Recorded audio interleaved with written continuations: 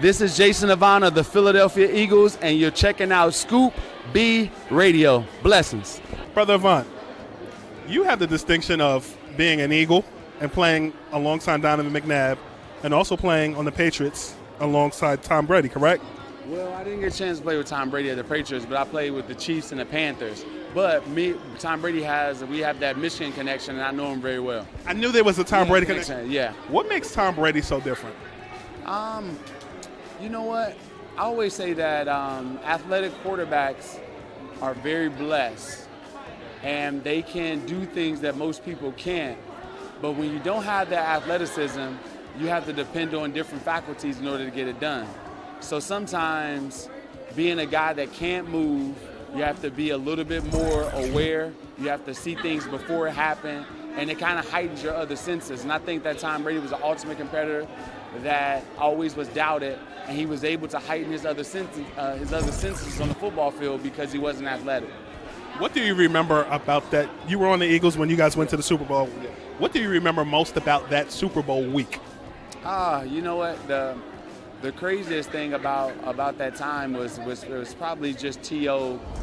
getting T.O. overcoming an injury, and Dr. Hatrack, people don't know this, but Dr. Hatrack, give him a shout out, was able to rehab and get T.O. ready to play. But just to see his tenacity and his toughness to push through and get to that game was pretty special.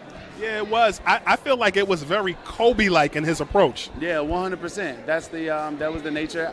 People always have something negative to say about T.O. is the hardest working dude you ever meet in your life, and that's all the other things you can say something else about, but hardest working person you ever meet. Where would Terrell Owens, prime Terrell Owens, fit in today's NFL landscape? Oh, he would do much better. There's less contact, and they have rules that kind of help the receivers a little bit now. Remember that, like Tom, Tyreek Hill, all those things.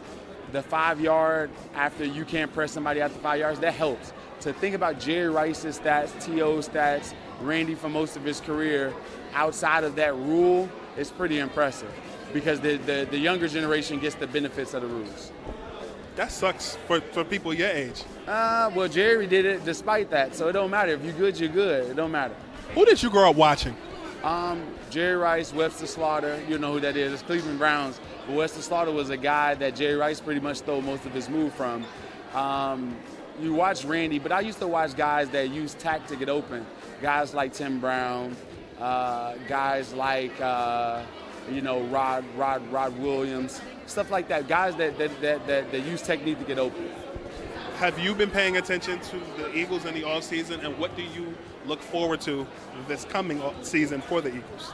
Yeah, I have to cover the team, right? So for NBC Sports or CBS or whatever it is. So I definitely look forward to seeing all the moves. Howie's done a great job of reconstructing this roster. We were weak in the cornerback position. Now we're probably one of the better ones in the league. We were weak at the linebacker position.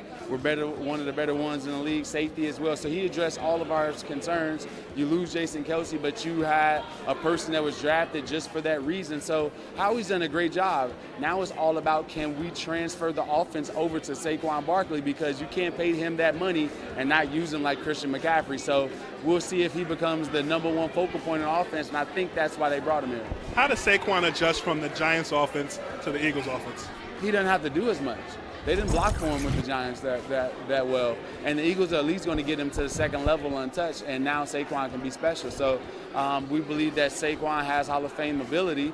And with that being said, you put some pieces around him that are Pro Bowl pieces, some Hall of Fame pieces, is going to cause him to stand out much more than the Giants. A couple more questions. You were on this carpet with that hat on looking smooth, but you're sweating, and I want to make sure you cool off some. Yeah, I definitely will. Sweat comes from me naturally. It happens all the time. I like it. So there's been a lot of talk in the offseason about, started with Austin Rivers saying that certain NBA guys couldn't play in the NFL and certain NFL guys couldn't play any. It was a conversation on both sides of the field. Who in the NBA do you think could play NFL football, and who in the NFL do you think could play NBA basketball?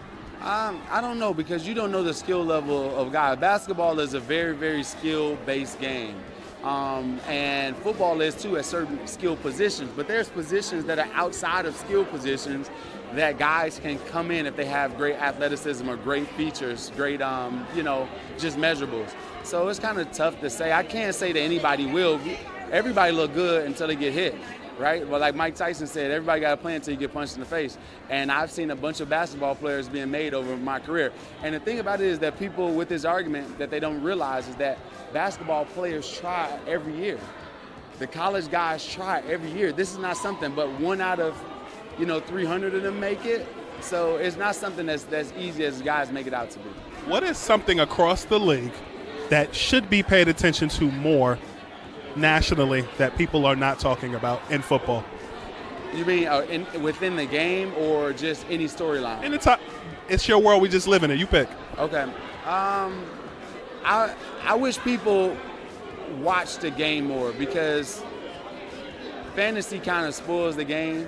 So you don't realize the guys that are actually getting open. Like there's a lot of people like Brandon Ayuk is not worth that money. Brandon Ayuk is worth as much money as any receiver in the league because he gets open every play and they don't have to design plays for him. So that's value that people cannot see. Just because he doesn't get the ball all the time doesn't mean that he isn't valuable, but he wins most of the time, 99% of the time, and you don't have to call offense for him. That's a lot of value. You answered all my questions. You're done. Yeah, I appreciate you. Good to see you. Yeah.